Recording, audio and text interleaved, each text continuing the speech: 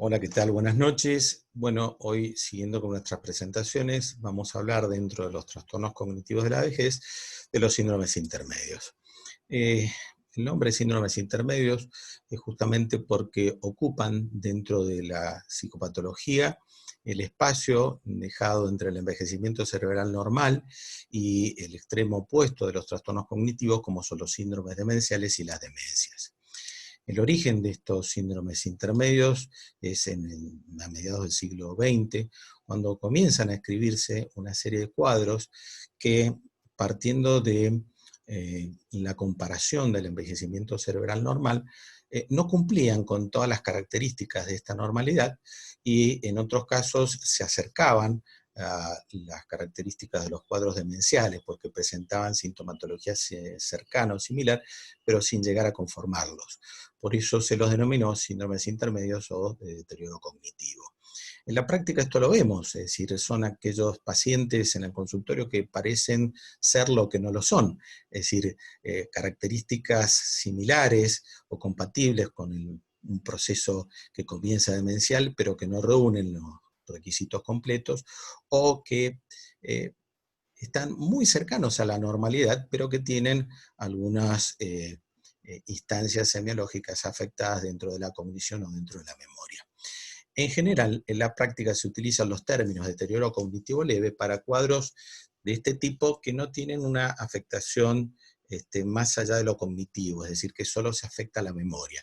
Y deterioro cognitivo no demencia para aquellos donde el compromiso es de la cognición en general, no solo memoria, capacidad de aprendizaje, razonamiento, lenguaje, funciones visoespaciales. Los cuadros que hoy les voy a presentar son cuadros que han perdurado a través de los años hasta la actualidad por diferentes causas, porque tienen fundamento neurocientífico, por las bases genéticas, neuropatológicas o de neuroimágenes. Aunque esto no signifique que en el tiempo se van a seguir manteniendo. Personalmente yo creo que por lo menos uno de ellos va a terminar absorbiendo al otro dentro de los cuadros normales o benignos, y dentro de los patológicos probablemente uno de ellos termine transformándose o siendo el pródromo de un tipo de demencia. Bueno, los síndromes intermedios que nosotros vamos a hablar y que les voy a presentar hoy son 5. El olvido benigno senescente, el deterioro de la memoria asociado a la edad, el deterioro cognitivo asociado a la edad, el deterioro cognitivo no demencia y el deterioro cognitivo leve. Los dos primeros los consideramos propios del proceso de envejecimiento cerebral normal y los 3 últimos como cuadros patológicos. El olvido benigno de la senescencia lo describe Kral en 1958 y continuó con sus trabajos hasta 1962. Él dice que es un grupo de ancianos con rendimiento en test de memoria cercanos a los normales. Estos rendimientos con afectación de la memoria, que él los denomina benignos, es porque eran fundamentalmente ligeros, estables, y que no comprometían el funcionamiento general de la persona. Por ejemplo, la dificultad para evocar una palabra determinada, un dato, una información poco relevante, manteniendo fundamentalmente la capacidad para evocar la experiencia completa en sí misma. Y que si uno le daba una pista, si uno le daba una clave, esta persona podía solucionar ese inconveniente. Por eso decimos que el problema no está en la conservación del recuerdo, sino en la capacidad para evocarlo. No se acompañan de otros trastornos cognitivos y la mortalidad y evolución a demencia son similares a la de los sujetos normales. Durante unos cuantos años, en general se aceptó esto como una característica del envejecimiento cerebral normal, hasta que el Instituto Nacional de Salud Mental de los Estados Unidos, en 1986, convoca a un neurólogo Krupp y a un grupo de trabajo para especificar mejor lo que eran las pérdidas de memoria que podían ocurrir en ancianos sanos. Y de ahí surge el concepto de deterioro de la memoria asociado a la edad. Él habla de una edad mayor a los 50 años, es decir, menores que los ancianos a los que nosotros consideramos como habitual en cuanto a la edad.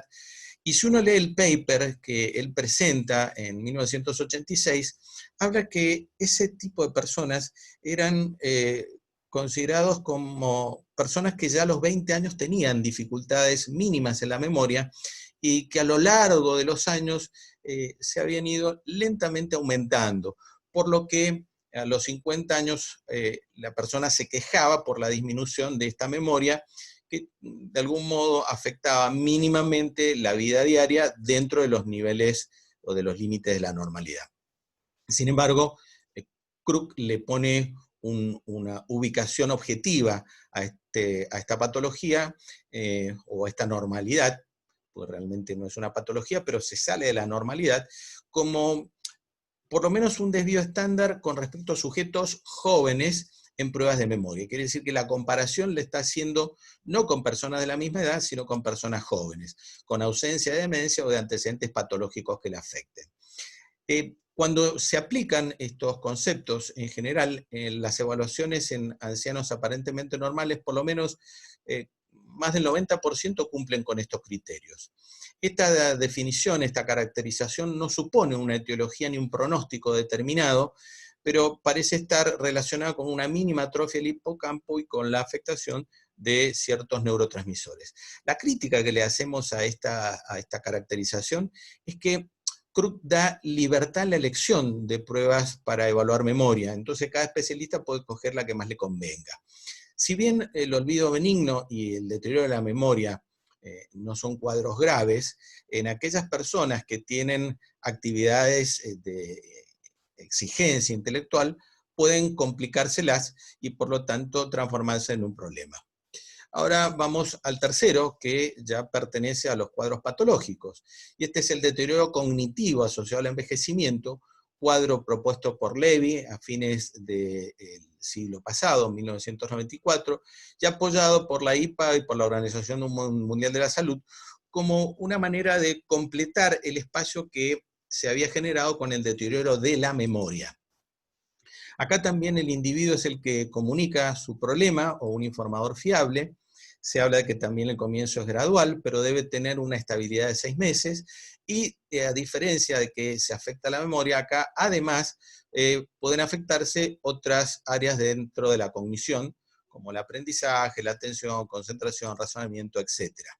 Si se aplican los test neuropsicológicos, acá se demuestra un desvío estándar, pero por debajo del valor medio para la edad, es decir, acá ya no lo estamos comparando con personas jóvenes, sino con personas de la misma edad. Y no debe existir sintomatología que pueda significar de algún modo cumplir con las pautas del diagnóstico del deterioro cognitivo leve, que lo vamos a ver ahora, o demencia.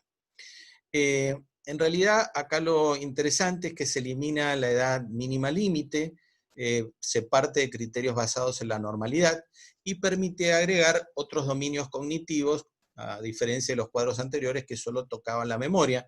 Entonces estos dominios cognitivos nos pueden estar alertando sobre la posibilidad del comienzo de procesos de tipo degenerativos.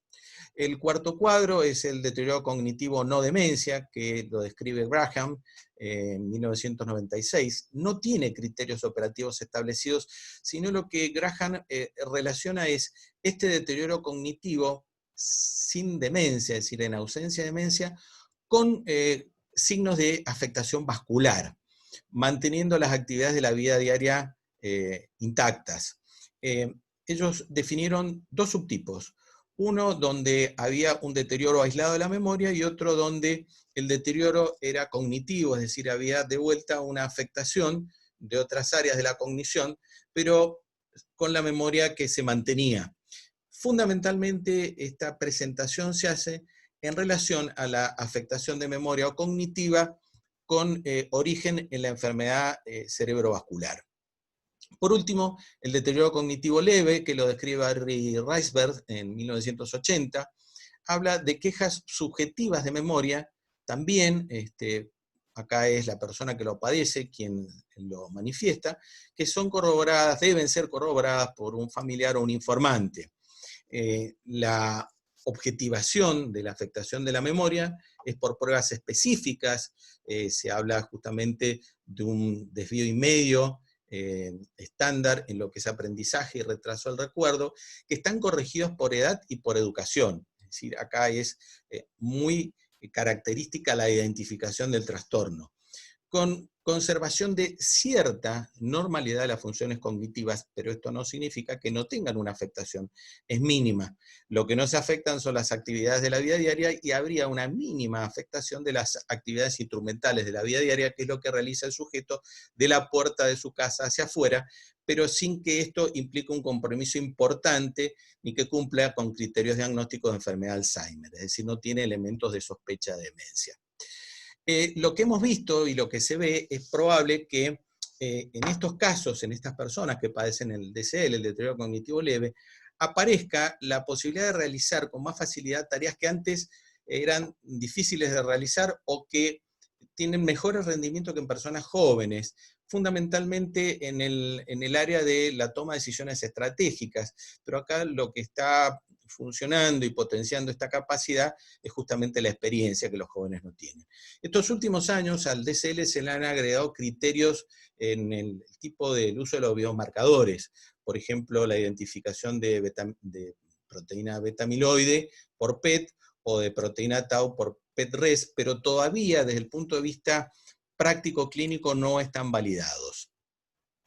El deterioro cognitivo leve puede presentarse en 4 formas: la amnésica pura, donde solo se afecta la memoria episódica o biográfica; la amnesia, donde tenemos además deterioro en otros dominios cognitivos; el deterioro cognitivo único, es decir, donde no se afecta la memoria; y el deterioro con múltiples dominios cognitivos sin memoria. La combinación de estos subtipos, relacionándolos con la etiología, que puede ser degenerativa, ocular, psiquiátrica, permitiría suponer o predecir si aparece una demencia, a qué demencia más probablemente se desarrolle: la enfermedad de Alzheimer, una demencia vascular, frontotemporal o de cuerpos de Levy.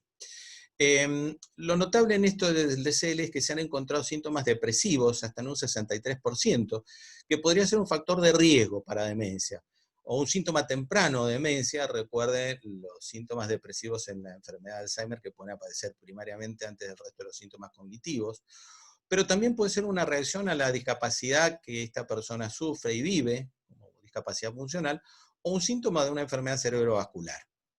De todos modos, el DCL lo consideramos que es el ejemplo de una fragilidad cognitiva y física, y por supuesto una etapa intermedia entre el envejecimiento cognitivo normal y lo relacionado con la demencia. Es una entidad clínica que se debe caracterizar, que debemos ubicar por la posibilidad de intervenciones terapéuticas. La fase amnésica pura, que la describió Peterson, correspondería al 3% de todas las personas de edad, y si consideramos las otras variantes, hasta un 20%, es decir, es un porcentaje importante. Para algunos ya se trataría de una etapa precoz de la demencia, y por lo menos podríamos decir que en pacientes de edad avanzada con deterioro cognitivo leve, los debemos considerar como población de riesgo para desarrollar demencia, en particular la enfermedad de Alzheimer. La evolución del deterioro cognitivo leve, hay un metaanálisis muy importante, 41 estudios, que se siguieron durante 3 años. Menos de la mitad de esos DCL llegaron a demencia, aunque en el tiempo y por año entre un 10 a un 15% terminan evolucionando a la demencia.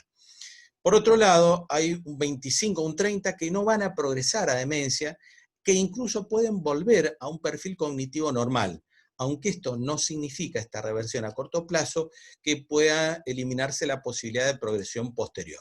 Bueno, esto es todo. Muchas gracias.